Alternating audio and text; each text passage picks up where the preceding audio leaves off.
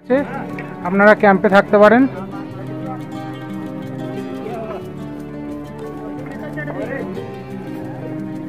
এখানে ক্যাম্পগুলো দেখতে পাচ্ছেন, প্রত্যেকটা ক্যাম্প 200, 300, 400 করে নেয়।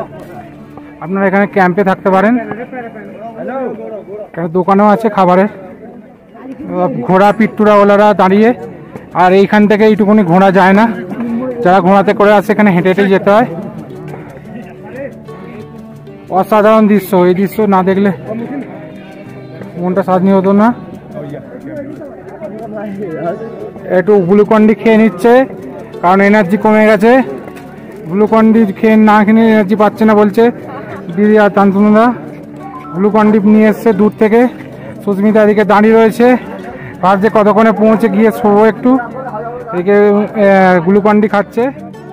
2013 সালে 16ই জুন, সময়টা সন্ধে 7:18।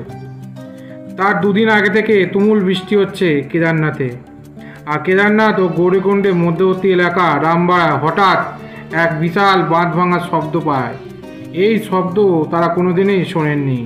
এই শব্দের কয়েক সেকেন্ডের মধ্যে এক জলের স্রোত রামবাড়া উপর দিয়ে আছড়ে পড়ল এবং তারপরে রামবাড়া কোথায় হারিয়ে গেল। কেদারনাথ মন্দির সংলগ্ন প্রায় সব কিছুই ধ্বংস হয়ে যায়। অনেক হোটেল ছিল, সেগুলো এই ভরকাবানে ধ্বংস হয়ে যায়।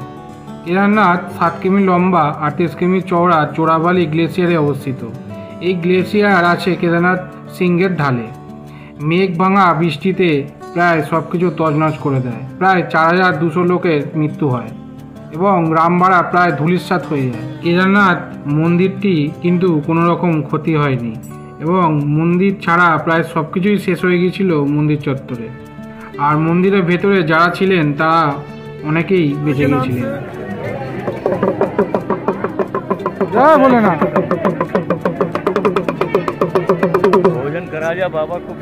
না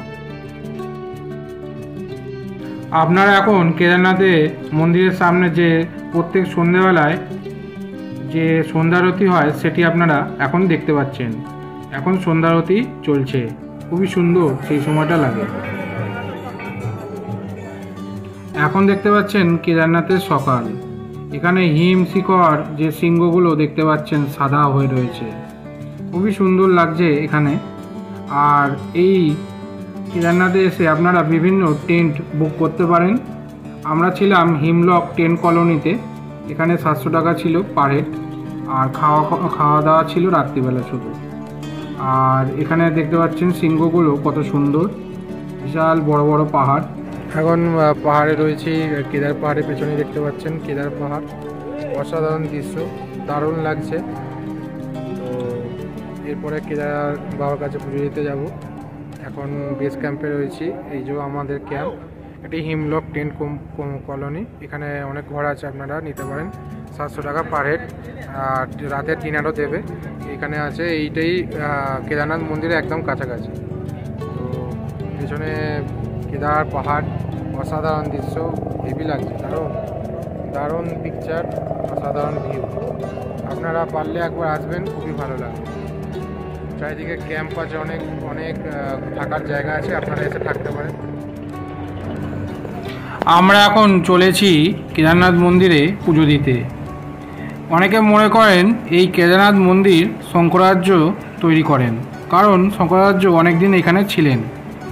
এই মন্দির প্রায় 4টি পর্যায়ে তৈরি হয়। 11 শতকে পুরো মন্দির পুনঃপ্রতিষ্ঠিত হয় এবং 12 শতকে মন্দির সংস্কার করা হয় এবং 18 শতকে মন্দির সংলগ্ন চত্বরটি গড়ে ওঠে। আপনারা দেখাতে পারেন, বিনামূল্যেও এই কেদারনাথ মন্দিরের উল্লেখ আছে। এখন চলে এলাম কেদারনাথ মন্দির সংলগ্ন জায়গায়। সামনেই রয়েছে কেদার পাহাড়, তার নিচে কেদারনাথ মন্দির। কেদারনাথে এসে কেমন লাগছে? বৈজ্ঞানিকরা মনে করেন কেদারনাথ মন্দির প্রায় 400 বছর বরফের তলায় ছিল, কারণ এর গায়ে সেই হলুদ স্তর ছিল, যা দেখে বৈজ্ঞানিকরা বলেন এই কেদারনাথ মন্দির 400 বছর ধরে বরফের তলায় ছিল। এখন দেখতে পাচ্ছেন মন্দির চত্বর, যেটি অনেক লোকের সমাগম ঘটেছে, বহু দূর দূরান্ত থেকে লোক এসেছেন। কেদারনাথ মন্দির চত্বরটি আগে অনেক ঘিঞ্জি ছিল, অনেক হোটেল ছিল, যেগুলো 2013 সালে প্রায় ধ্বংস হয়ে যায় সবগুলোই। এখানে ভারত সেবাশ্রমও ছিল, সেটি প্রায় ধূলিসাৎ হয়ে গেছে। প্রায় 20 থেকে 24 কিলোমিটার রাস্তা অতিক্রম করে এই কেদারনাথে এসে এই কেদারনাথের সামনে দাঁড়িয়ে খুবই ভালো লাগছিল, কারণ এত কষ্ট করে আসার পরে এই অপূর্ব দৃশ্য দেখে মনটা জুড়িয়ে গেল। দেখতে পাচ্ছেন বাবা কেদারের যে স্থান, সেই কেদারনাথে চলে এসেছি। দেখতে পাচ্ছেন কেদারনাথের বাবার মন্দির, অসাধারণ দৃশ্য। পেছনে বরফাবৃত কেদার পাহাড়, তার নিচেই এই কেদার মন্দির, যেখান থেকে দেবতারা সব স্বর্গে গিয়েছিলেন। আর এখানে বহুদিন ধরে অনেক কষ্ট করে এই মন্দির তৈরি হয়েছিল।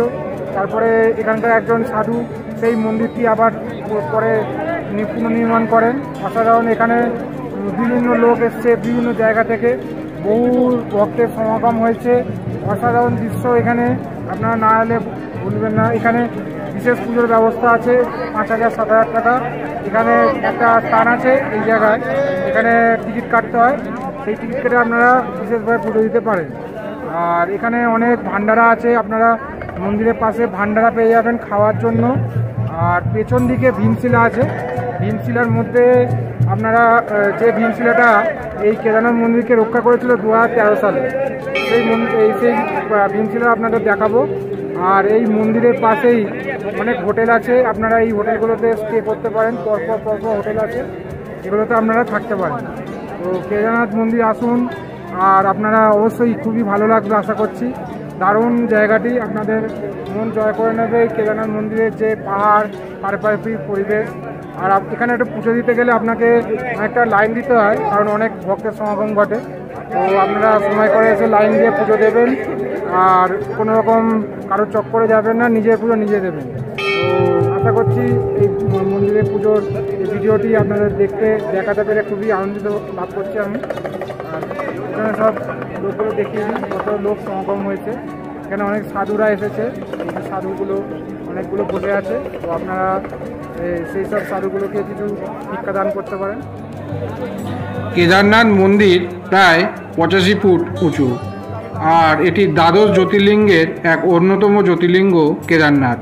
এছাড়াও আছে তুঙ্গনাথ, রুদ্রনাথ, কল্পেশ্বর, এগুলো জ্যোতির্লিঙ্গ।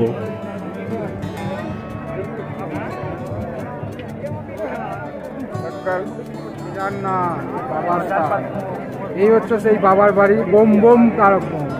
এই বাবার বাড়ি হচ্ছে এই তারক মন্দির আর কেদারনাথ মন্দির। কেদারনাথ মন্দির হচ্ছে বাবার স্থান, এই কেদার পাহাড়ের নিচে। অসাধারণ। এই কেদারনাথ মহাভারতের সঙ্গেও যুক্ত। মহাভারতে কুরুক্ষেত্রের যুদ্ধে পাণ্ডবেরা জ্ঞাতি হত্যার পাপকে স্খলন করতে পাণ্ডবেরা তীর্থদর্শনে বেরোলেন। বিভিন্ন তীর্থদর্শনের পর তারা এসে পৌঁছলেন কাশীতে। এখানে এসে যুধিষ্ঠির জানতে পারলেন বিশ্বনাথ শিব তাদের দেখা দেবেন না বলে হিমালয়ে আত্মগোপন করেছেন, এবং পাণ্ডবেরা হরিদ্বারে এসে হিমালয়ে খুঁজে বেড়াতে লাগলেন শিবকে, এবং কাশী বিশ্বনাথকে দেখতে পেলেন। অনেক খোঁজাখুঁজির পরে যে ষাঁড় রূপে তিনি গুপ্তকাশীতে লুকিয়ে আছেন। পাণ্ডবরা তখন ষাঁড়ের পিছনে ধাওয়া করলেন, এবং গৌরীকুণ্ডে গিয়ে ভীম দেখলেন সেই ষাঁড় মাটিতে ঢুকে যাচ্ছে। ভীমও ছাড়বার পাত্র নন, তিনি ষাঁড়কে জাপটে ধরলেন এবং তার লেজ ধরে চলতে লাগলো টানাটানি। এই টানাটানির ফলে মাটি খুঁড়ে বেরিয়ে এলেন মহাদেব, এবং তার কুঁজ রয়ে গেল এই কেদারনাথে। এটি জ্যোতির্লিঙ্গ রূপে পূজিত হয়। দেখতে পাচ্ছেন ভীমশিলা, যেটি কেদারনাথ মন্দিরকে রক্ষা করেছিল সেই 2013 সালে। এই মন্দিরে অনেকে পুজোও দেয়, এই ভীমশিলাতে পুজো দেয়, কারণ এটি কেদারনাথ মন্দিরকে রক্ষা করেছিল। যে বান এসেছিল সেই বান থেকে এই পাথরটি রক্ষা করেছিল।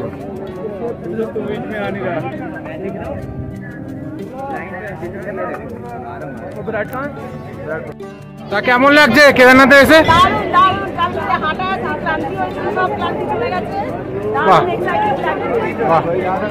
চলে গেছে, তাহলে এখনই তো নামতে পারবেন।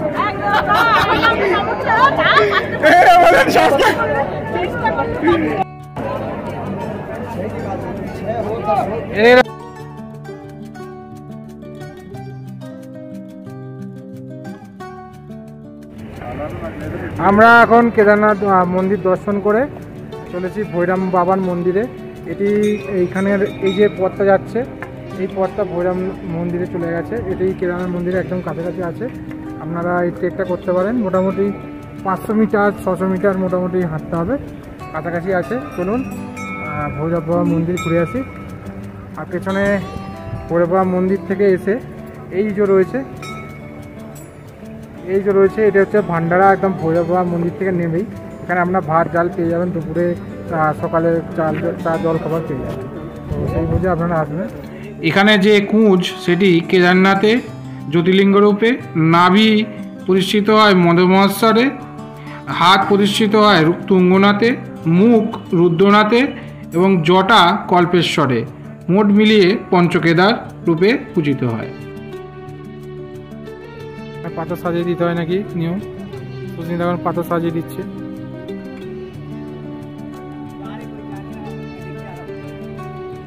ক্যাম্পগুলো এখানে অনেক ক্যাম্প আছে।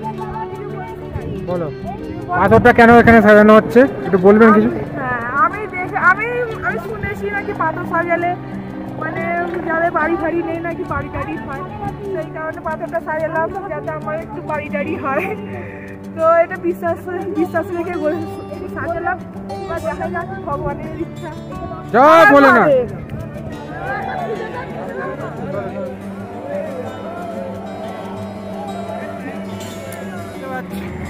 এখন দেখতে পাচ্ছেন হিমলক টেন্ট কলোনি। এটি যে কেদারনাথ মন্দির তার কাছেই অবস্থিত। 700 টাকা পার হেড এখানে আপনারা থাকতে পারেন। এরপরে আপনাদের ঘরগুলো দেখাবো কেমন ঘর, চলুন দেখা যাক। এটি GMBN এর গেস্ট হাউস। এখানে শুধু টেন্ট আছে, এর মধ্যে রাত্রিবেলা খাবার ইনক্লুড আছে, আপনারা রাত্রিবেলা খেতে পারেন।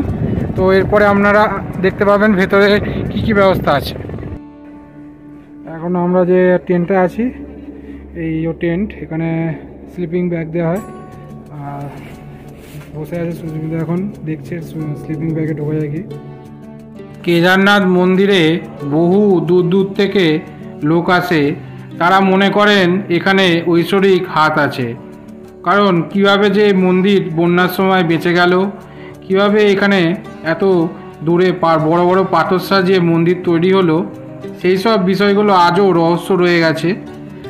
আর এই মন্দির চত্বরের পাশাপাশি অনেক হোটেল দেখতে পাবেন আপনারা, সেগুলো আপনারা বুক করতে পারেন। কারণ সেগুলো একদম পাশে আছে বলে সেগুলো ভাড়া একটু বেশিই পড়বে আপনাদের, প্রায় 4000 5000 যে যেরকম পারে নেয়। আর এই মন্দির চত্বরের পাশেই অনেক ডালার দোকান আছে, সেগুলো থেকে আপনারা ডালা কিনে পুজো দিতে পারেন।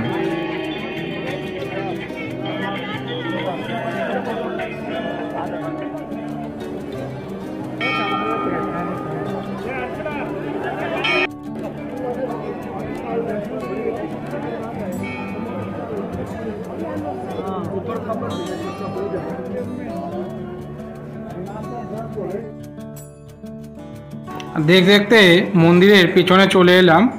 মন্দিরের পেছনে বিশাল বড় ভীমশিলা রয়েছে, আপনারা দেখতে পাচ্ছেন বড় ভীমশিলাটি। এটি পুজো করা হয় এখন। অনেকে ভাবেন এটি দৈব শক্তি দ্বারা এখানে এসেছে, কারণ এই পাহাড়ের মধ্যে এই পাথরটি ছিল না, অনেক দূর থেকে কোথাও থেকে এসেছে এই পাথরটি। এখন দেখতে পাচ্ছেন শঙ্করাচার্যের যে সমাধিক্ষেত্র সেটি, এখানে একটি মূর্তি বানানো হয়েছে শঙ্করাচার্যের।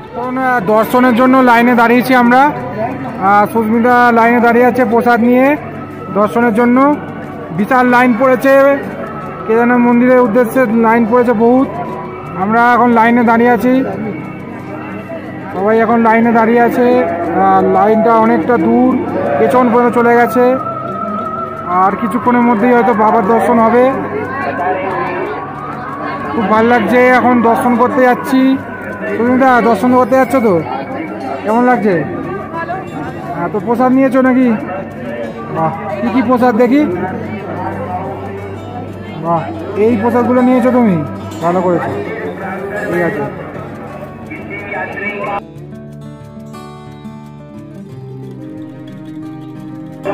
সাইডে অনেক প্রসাদের দোকান আছে, আপনারা প্রসাদ রেখে কিনে জুতো রেখে যেতে পারেন সেই জায়গাগুলোতে।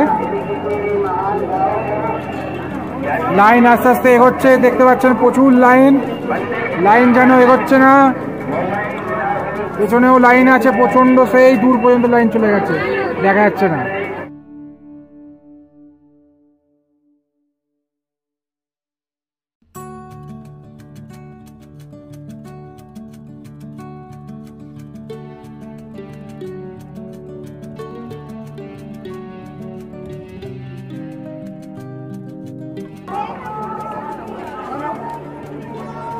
এইখানে জুতো কাউন্টার আছে, আপনারা জুতো দিয়ে রাখতে পারেন। 20 টাকা ব্যাগ আর 10 টাকা পার হেড দিতেই হবে আপনাদের।